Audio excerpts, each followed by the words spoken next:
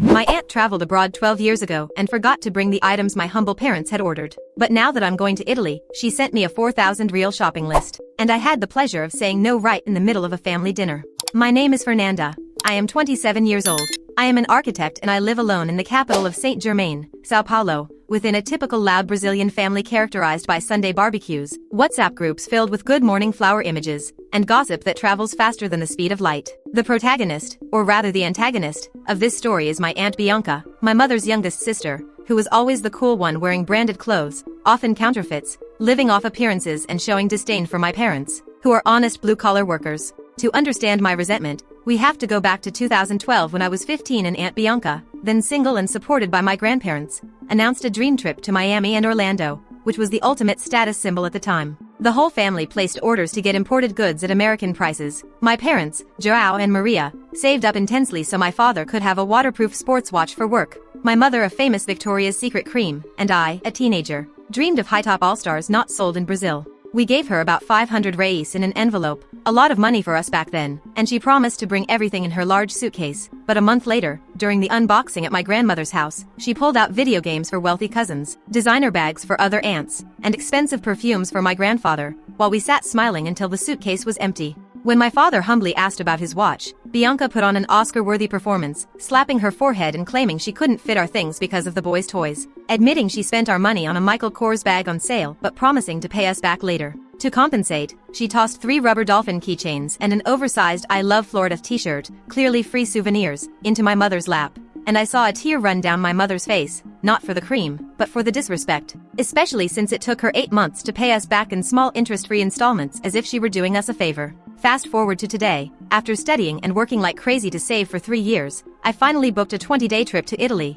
and after announcing it last Sunday, Aunt Bianca, now divorced and in debt but still posing, sent me a PDF titled Aunt Buys List containing 15 luxury items totaling nearly 5,000 reais, telling me she needed to restock and that we would settle up when I returned. That trigger phrase was all I needed. I waited for my grandfather's birthday dinner with 20 people present to strike back. When she impatiently asked in front of everyone if I had reserved space in my suitcase for her Florentine leather bag and truffled olive oil, I stopped chewing my lasagna, looked her in the eye, and told her loudly that I would not bring a single thing. When she nervously asked if it was out of spite, I calmly reminded her of the Miami trip 12 years ago, how she took my father's money, bought things for everyone else, and left my mother crying with a rubber keychain. I told her that my suitcase is for my things, that I am not an importer or a bank to finance 5,000 reais, and that if she wants Italian products, she should buy a ticket and get them herself, leaving her red with rage and calling me ungrateful and selfish. Did your mother not give you an education?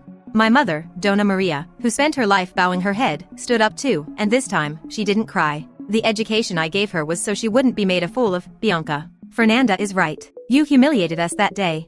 Now deal with it. Aunt Bianca threw her napkin on the table and went out to the balcony, crying loudly to get my grandmother's attention. The table was divided. Half of the family, the ones who got gifts from Miami, looked at me with disapproval. The other half, my parents and I, continued eating the lasagna, which suddenly tasted much better. Edit 1. For those saying I should have taken the money in advance and bought nothing to give her a taste of her own medicine? I thought about that. But she wanted me to pay there to reimburse me here. In other words, the scam was certain. She was never going to pay me those 5,000 reais. I would be stuck with the loss and a bunch of makeup I don't use. Edit 2. A cousin of mine, Aunt Bianca's daughter, came to call me stingy in private. I sent a screenshot of the conversation where her mother asked for 3 expensive perfumes and said, "Pay for it and I'll see later." My cousin viewed it and didn't respond. Even she knows her mother is a deadbeat. Edit 3. My father is laughing his head off. He said he waited 12 years for this moment. He even opened a special beer when we got home. Revenge served cold is delicious, but served with lasagna at a family dinner is even better. Edit 4. Aunt Bianca blocked me on WhatsApp, but before that, she sent a message saying I have bad energy and that my trip will be horrible because of my lack of charity. Poor thing. Little does she know that I'm going to eat gelato in Rome toasting to her bad energy that stayed in Brazil. Update. My aunt posted a photo in the hospital blaming my ingratitude. Because of her high blood pressure, she tried to buy me off with a ridiculous Pix transfer. And not satisfied, she showed up at my work with an empty pink suitcase to force the situation on Wednesday, 8 a.m., the day after the dinner of discord. I woke up not to the alarm clock, but to my cell phone having an epileptic fit on the nightstand. It vibrated so much it seemed like it was going to fall on the floor. There were hundreds of WhatsApp notifications. The Silva family group was on fire. Aunt Bianca didn't accept defeat at dinner. Like a good manipulator, when the direct attack fails, she resorts to public victimization. At 6:30 a.m., she posted a dramatic photo. The image showed her arm with that hospital ID bracelet and a blood pressure monitor in the background, marking 16 by 10. The caption was a text worthy of a Mexican soap opera. Immediately, the group turned into a courtroom where I was the defendant and Aunt Bianca was the martyr. My other aunts, Aunt Claudia and Aunt Regina, the ones who got Michael Kors bags on the trip 12 years ago and therefore always defend Bianca, started the virtual lynching. Fernanda, are you happy now?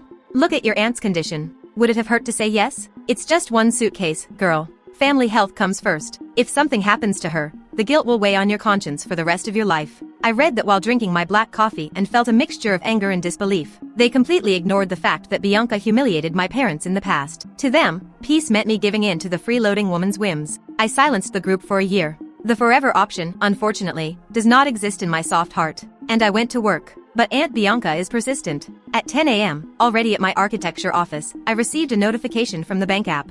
You received a Pix of 500 Brazilian reals from Bianca S. I opened the receipt. In the description of the transfer, she wrote, deposit to guarantee the leather bag and the creams. I'll pay you the rest when you get back, as soon as you arrive. I already saw the bag costs about 300 euros, right? If it's not enough, you cover the rest. Love you. Let's forget the fights. I did a quick mental conversion. Her list totaled almost 800 euros, about 5,000 Brazilian reals. She sent me 500 reais. That didn't even cover 10% of the value. She wanted me to use 4,500 reais of my money, of my credit card limit, pay the 4.38% IOF tax, carry weight all over Italy, take risks at customs, just to have to charge her later? The same woman who took 8 months to pay for my father's cheap watch? It was a predicted scam. I didn't think twice. I clicked the return Pix button. In the description of the return, I wrote, the no is still a no. I'm not going to buy, I'm not going to finance, and I'm not going to bring anything. Here is your money back and get better from your blood pressure. I thought that would end the matter. Huge mistake. At 12:30 p.m., during my lunch hour, the reception intercom rang. Fernanda? The receptionist's voice sounded embarrassed. There's a lady down here. She says she's your aunt and that she brought a logistical solution for your trip. She's insisting on coming up. I froze. Logistical solution? I went down immediately to the lobby of the commercial building, which is all glass and fancy. I didn't want her to come up and make a scene in front of my partners. When the elevator opened on the ground floor, I saw the scene. Aunt Bianca was there. Without the hospital bracelet, wearing makeup, hair brushed, and wearing large sunglasses. The sick woman from 6 a.m. had miraculously recovered. And next to her, standing, was a medium-sized, hardshell, hot pink suitcase. She saw me and gave a wide smile, as if we were best friends. Nandinha. Thank God you came down. She came to kiss my cheek. I stepped back. Aunt, what are you doing at my work? I asked, quietly, controlling the fury. Well, I came to solve our little problem. She tapped the pink suitcase. You said at dinner yesterday that you weren't going to bring my things because your suitcase was full, didn't you? So, Auntie thought of everything. I brought this extra suitcase for you. It's empty. You check it as an extra volume. I researched it. The fee is about $120. I'll pay the fee. It's much cheaper than me going there. She spoke loudly. People passing in the lobby looked at the pink suitcase and at us. Her audacity was stratospheric. She distorted my no to pretend it was just a space problem, completely ignoring the moral and financial issue. Aunt, I took a deep breath. You didn't understand anything, did you?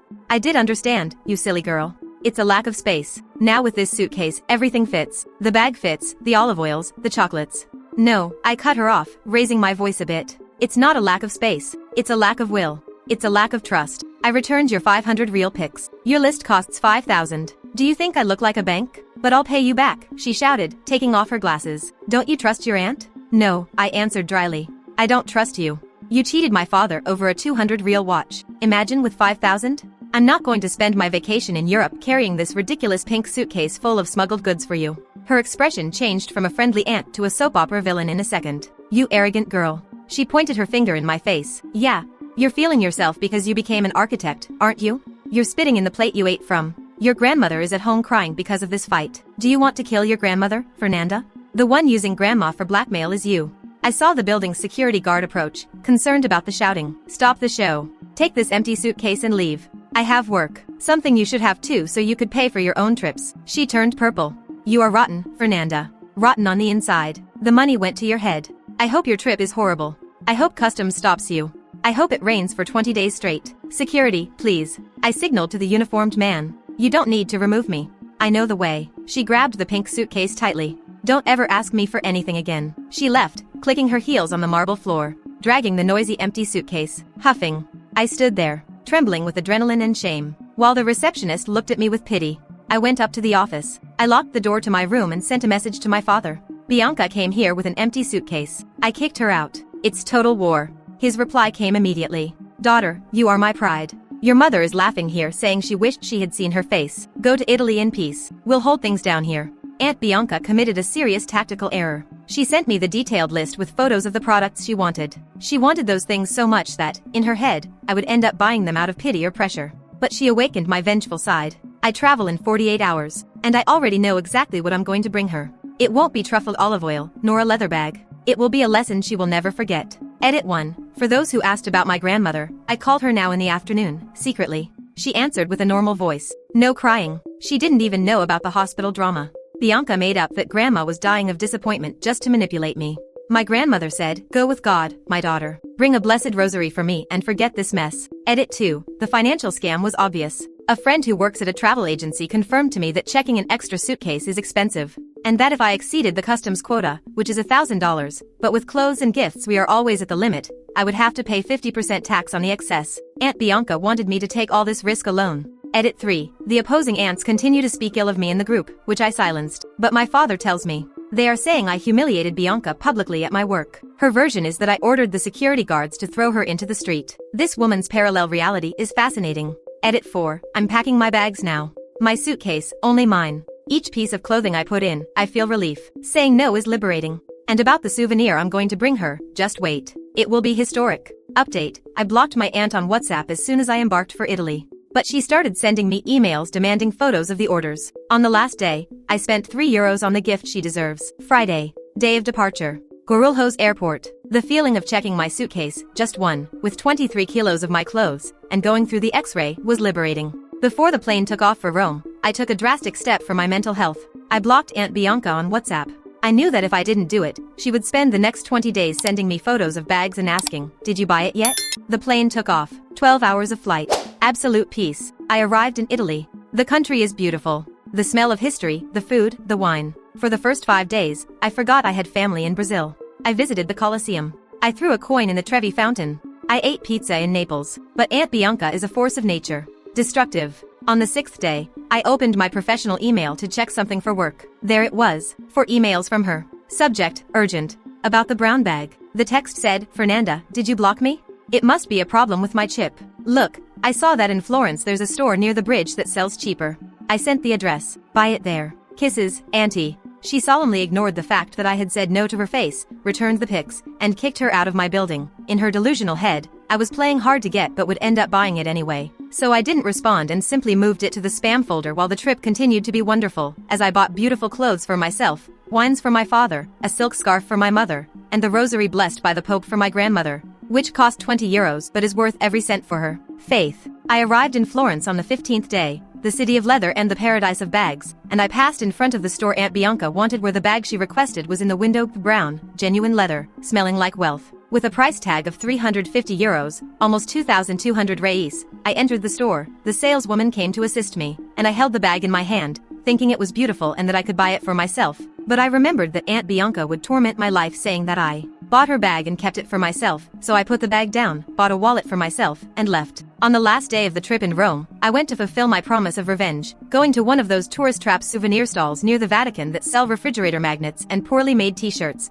I searched calmly and found the perfect item. A cheap rubber keychain, poorly painted, in the shape of a cross-eyed gladiator with Roma written in Comic Sans font, priced at €1.50, and I bought 3, one for Aunt Bianca, one for Aunt Claudia, and one for Aunt Regina, the defenders. And then I looked for a t-shirt and found a white one, scratchy fabric, size extra large, exactly like the one she brought for my father 12 years ago with a crooked photo of the Colosseum and the words I love Italy, costing €5. I spent less than €10 in total, about 60 reais, and asked the saleswoman to wrap it in a very noisy plastic bag. I looked at that ridiculous package and felt a satisfaction that no designer bag would give me, as it was the exact replica of the contempt she had for my parents, the same coin, the same change. Yesterday, I landed in Brazil and unblocked Aunt Bianca on WhatsApp while waiting for my bags at the carousel, and immediately messages came in a flood. Fernanda, where are you? Did you buy it? Send a photo, my neighbor wants to see, to which I simply replied, I arrived, Aunt, I brought your order. Stop by Grandma's on Sunday for lunch and I'll deliver it. And she sent 20 emojis of clapping hands and hearts, saying, I knew it. I knew you wouldn't disappoint Auntie. You are light. How much did it all come to? Do I bring the card or the cash? I didn't respond about the value and left her in expectation, dreaming of the Italian leather bag and truffled olive oil creams, little knowing that the rubber gladiator awaits her. Edit 1. My parents picked me up at the airport, and when I showed the keychain and the t-shirt in the car, my father had such a strong fit of laughter that he had to pull the car over to the shoulder of Helio Smith, saying, "Daughter, you are vengeful, but you are fair, this is art." Edit 2. Aunt Bianca has already spread in the family group that I brought everything, saying, "Fernanda created suspense, but her heart is good. She brought my little things from Florence, so the fall will be great, the tumble will be public, and Sunday will be the most tense lunch in the history of this family." Edit 3. The total value of the purchases I made for myself and my parents was high, but everything was within the quota. I passed through customs without problems and the officer didn't even look at my face, whereas if I had brought Bianca's things, I would have exceeded the quota and paid tax, another deliverance. Edit 4. I'm preparing the speech for Sunday. I'm not just going to deliver it, I'm going to do a ceremony just like she did when she returned from Miami, opening the suitcase, creating suspense, and handing over the keychain with the same phrase she used. The suitcase got full, I had to prioritize. The script is ready. Update. At Sunday lunch, my aunt prepared the table to receive the orders from Italy. I opened the suitcase and handed over a €1 rubber keychain, repeating exactly the phrase she used with my parents in the past. Sunday, 12:30 p.m., my grandmother's house. The smell of feijoada invaded the living room, but Aunt Bianca's hunger was for something else, and as soon as I arrived with my parents carrying a medium-sized travel bag, Aunt Bianca came running, radiant and with her hair even done up, shouting, "There is our traveler," while hugging me, something she hadn't done in years, and telling everyone to make room on the table because Fernanda brought the novelties from Europe. She pushed the plate of farofa aside and cleared a space on the lace tablecloth, and my other aunts, the defenders, approached curiously, with Aunt Claudia commenting that they say Florence leather lasts a lifetime. My father, Mr. Joao, sat on the sofa, opened a beer, and gave me a discreet little smile, ready for the show. Aunt Bianca pulled her wallet from her bag and said, "Nanda, I already have the money here. I brought 2,000 reis in cash and the credit card for the rest. How much was the bag and the creams?" I took a deep breath, the stage was set, and I placed the bag on the table as the room fell silent with all the cousins, uncles, and grandmother watching while I opened the zipper slowly. First, I took out my grandmother's gift. A velvet box with the crystal rosary blessed at the Vatican and a small bottle of holy water, and my grandmother cried with emotion, kissed the rosary, and thanked me, saying, "Beautiful, my daughter, beautiful." Aunt Bianca tapped her foot anxiously, saying, "Beautiful Mom, now show the rest. Nanda, where is the bag's box?" I looked right into her eyes, made my best clueless face, the same one she made in 2012, and reached into the bottom of the bag, the sound of the cheap plastic bag echoing in the room with a crack, and I pulled out the package. But inside it there was no Italian leather and no bottle of truffled olive oil. There were 3 rubber keychains of cross-eyed gladiators and a white t-shirt made of scratchy fabric. I placed them in front of her. "So, Aunt," I began the rehearsed speech. "Can you believe it didn't work out?" Her smile froze. "What?" "The suitcase got full, Aunt." I used the same words, the same tone of voice, the same cadence. I had to prioritize my clothes and my father's wines. You know how it is, right? Weight limit, customs. It wasn't possible to bring the bag, nor the creams, nor the coat. "You're joking, right?" Her voice faltered. "Is it hidden in the car?" "No, Aunt. I'm serious." I took the gladiator keychain and dangled it in front of her. "But I didn't forget you. I brought this little souvenir so you wouldn't be sad. Look, it's a Roman gladiator. And there's this I Love Italy t-shirt. It's size extra large, just like the one you brought for my father that time. It should be good for sleeping." Aunt Bianca looked at the €1.50 keychain. She looked at the t-shirt. She looked at me. Her face began changing color, from pale to red, from red to purple. The other aunts put their hands over their mouths, shocked. You did this on purpose," she whispered, trembling. "Did I?" I asked, innocently. "Well, Aunt, when you went to Miami and brought keychains for my parents while giving Michael Kors bags to the others, was that on purpose too? Or was it just a lack of space?" You viper," she screamed, slamming the table. The keychain jumped and fell to the floor. I waited for this bag for months. I promised my friends. I have a wedding on Saturday and I was going to use it. "Gee, what a shame." My father intervened from the sofa with a calm voice. "Use that one from Miami." "Oh, that's right. That one already peeled, didn't it?" Aunt Bianca started to cry. But it wasn't a cry of sadness. It was a cry of hatred. Of humiliation. "Mom, look what she did. She traveled to Europe and brought me trash." She appealed to my grandmother. My grandmother, who was holding the new rosary, looked at her youngest daughter over her glasses. "Bianca, my daughter. He who sows the wind reaps the storm. Accept the keychain and say thank you." At least she brought something. It was the coup de grace. Her own mother didn't defend her. Aunt Bianca grabbed her bag and stood up abruptly, knocking over the chair. "I'm not staying here anymore. You are a bunch of bad people. I'm leaving." "Wait, Aunt," I shouted before she could leave. "You forgot to pay me." She stopped at the door. "Pay for what?" "The keychain and the t-shirt," I smiled. "It came to €6.50. Converting it? It's about 40 reis. You can do the pics now, or is it going to take 8 months like you took to pay my father? She let out a shrill scream, opened her wallet, took out a 50 real bill, crumpled it into a little ball, and threw it in my face. Choke on this money. She left, slamming the living room door with so much force that the picture of Jesus on the wall went crooked. I picked the 50 real bill up from the floor. I uncrumpled it. Dad, the beer today is on me, I said, handing the bill to him. My father laughed so hard he ran out of breath. Justice had been done. Edit 1. The lunch continued. The other aunts, Claudia and Regina, remained silent. They got keychains too. I delivered them right after Bianca left, but they didn't have the courage to complain. They thanked me with a yellow smile and put them in their bags. The message was sent. The era of freeloading on us was over. Edit 2. Aunt Bianca left the family group. Before leaving, she sent a 5-minute audio message cursing everyone out, saying that I am the reincarnation of evil and that she will never step foot in her mother's house again while I am there. My grandmother heard the audio and said, "It'll pass soon. She'll need to borrow money next week. She'll be back." Grandma knows things. Edit 3. The change from the money. The 10 reis left over from the 50 she threw. I gave it as a tip to the cousin who helped wash the dishes. We don't keep money from bad people. We circulate it to clean the energy.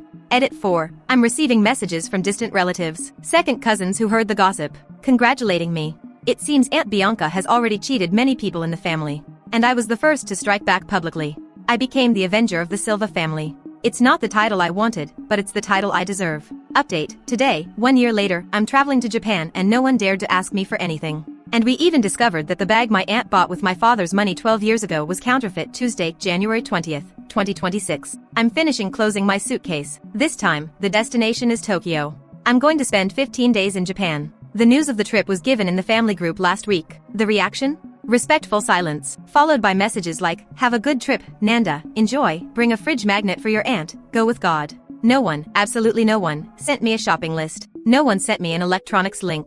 No one asked me to just bring a PlayStation. The lesson of the rubber gladiator was learned. I stopped being the good niece and became the niece who sets boundaries. And, curiously, I began to be much more respected. And Aunt Bianca? Well, her life took a 360-degree turn. Downwards. Her financial situation, which was already bad, got worse. Her credit card debts exploded. 2 months ago, she decided to hold a bazaar to sell the designer things she accumulated over the years to try to pay the overdue rent. The main item of the bazaar was the famous Michael Kors bag. That very one. The bag she bought in Miami 12 years ago, using the money that was for my father's watch and my mother's orders. The bag that was the pivot of all our resentment. She announced on Facebook, selling a relic. Bag bought in Florida. Genuine leather. Rarely used. Price, 800 reis. An owner of a luxury thrift store here in the neighborhood got interested and went to my grandmother's house to evaluate the piece. I was there that day, having lunch with Grandma. Aunt Bianca handed over the bag with that air of superiority, saying, "Be careful, okay? It's original." I paid a high price back then. The thrift store woman took the bag, looked at the stitching, smelled the lining, and verified the serial number with a UV flashlight. After 2 minutes, the woman dropped the bag on the table with contempt. "Ma'am, this is a replica." Aunt Bianca turned white. "What do you mean? I bought it in the United States. You might have bought it in China or a street stall in Miami, but it wasn't at the official store. The leather is synthetic, the stitching is crooked, and the serial code doesn't exist. This is a first-rate knockoff. It's worth 50 reis at most." The silence in the room was deafening. I looked at Aunt Bianca. She spent my father's money, humiliated the family, and posed as rich for a decade, flaunting a fake bag. She was scammed abroad. She probably bought it at some dubious outlet thinking she was a big deal, and she maintained the lie for years. I couldn't take it. I started laughing, and it wasn't a discreet laugh. It was the guffaw of someone seeing karma arrive in a limousine. "So you mean, Aunt," I said, wiping away a tear from laughing, "that you left my father without a watch to buy plastic?" Aunt Bianca snatched the bag from the table and ran to the bedroom crying in shame. The thrift store owner left, shaking her head. The bag was never sold. They say she threw it in the trash, but I think she still keeps it as a monument to her own stupidity. Today, the relationship is strictly protocol. She goes to Sunday lunches, but stays quiet. She doesn't show off anymore. The "I Love Italy" t-shirt I gave her? My grandmother told me she saw Bianca using it to clean windows last week. At least the scratchy fabric was good for something. My father, Mr. Joao, finally bought the watch he wanted. I brought a beautiful automatic model from Italy that cost 200 euros. He wears it every day. When someone compliments the watch, he says, "A gift from my daughter." This one delivers what she promises. The family got the message. There is no such thing as a freeloading relative if there isn't a sucker relative. I close my suitcase now with the certainty that the heaviest luggage I was carrying, the resentment of the past, has been checked in forever. Tokyo, here I come. And on the way back, I will bring only memories, photos, and, of course, a 500 yen keychain for Aunt Bianca. After all, it's become a tradition. Edit 1, end of the saga. Thank you to everyone who followed along. Life is too short to carry other people's luggage. Set boundaries. The first no is difficult, but the following ones are delicious. Edit 2. My grandmother continues to be the queen of the family. She secretly gave me $100 to have a juice in Japan. I said I didn't need it, but she insisted. Spend it on yourself, my daughter. You deserve it. Grandmothers should be eternal. Edit 3. Aunt Bianca tried to borrow money from my father last week to pay the electricity bill. My father replied, "Sell that bag from Miami, Bianca."